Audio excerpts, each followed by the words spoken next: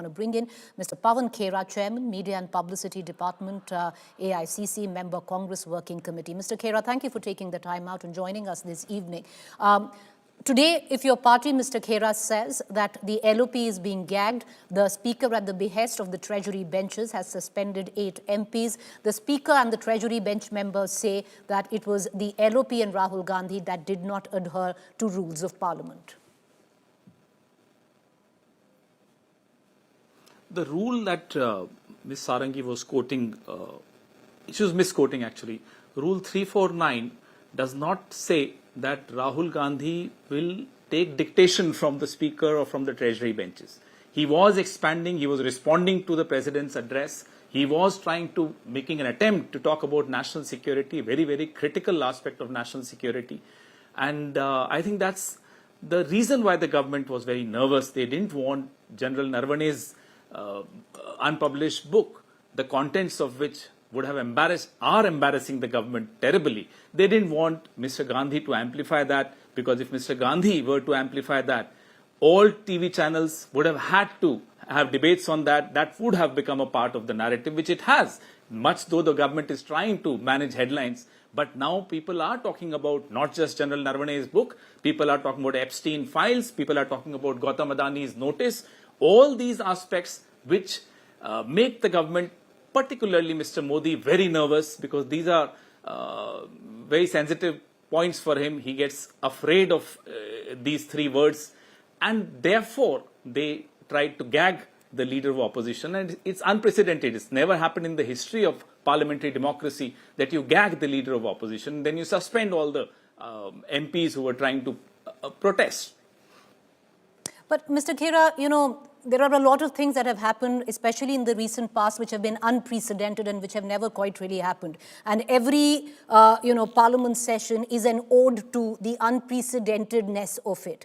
But this time around, the charge is, by the Speaker as well, that the chair was dishonored, papers were thrown at the chair. The kind of protest really doesn't sit in a democratic setup, is the charge. Well, with due respect to the chair of the Speaker, I don't think the person occupying the chair commands any respect anymore. I'm sorry, with a very heavy heart I say that.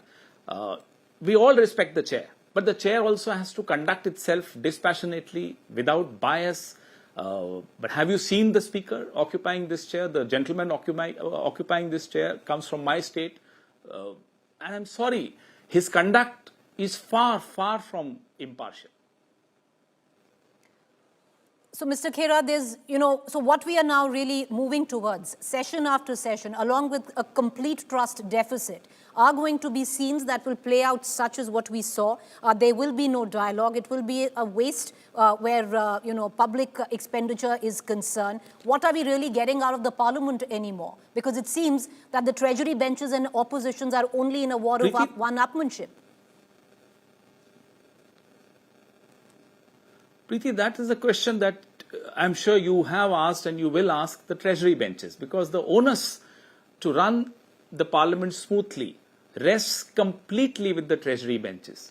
Today, what we saw in the evening was Mr. Piyush Goyal, the Minister for Commerce. When the session of the Parliament is ongoing, a minister is making a statement, something on a matter of critical importance outside the Parliament to the press, and there too he's not taking any questions. He's just making a speech and vanishing. So these are times when you are, I agree with you, a lot of unprecedented things are going on, including what Mr. Piyush Goyal did today, because there are concerns, not just the opposition has. By the way, the opposition in this country also represents over 60% of the country.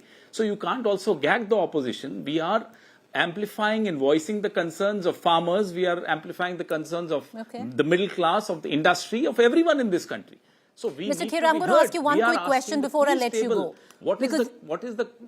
Because you talk of, Piyush Goyal, the charge can also be at the leader of opposition, Mr. Khera, from quoting out of memoirs which are unpublished, unverified, which he did on the floor of the Parliament today.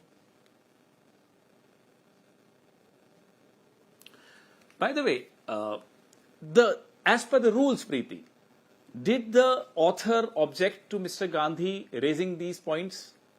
Did the publisher object? Did the magazine which carried those excerpts object? If there is no objection coming from the three major stakeholders, the only stakeholders, who is the speaker, who is the parliament, who is the BJP to object to it? So we also do study our rules. The fact of the matter is this trade deal, Epstein files, General Naravane's unpublished book, which is very explosive, the contents, we've all gone through the contents through the magazine, are embarrassing the Prime Minister and are exposing the fact that the Prime Minister is completely, thoroughly, absolutely compromised and is running scared.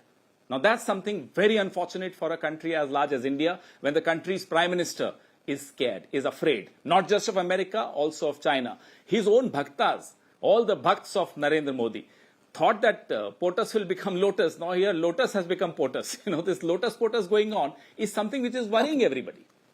All right, thank you, sir, for taking the time out and joining us this evening. Appreciated, viewers.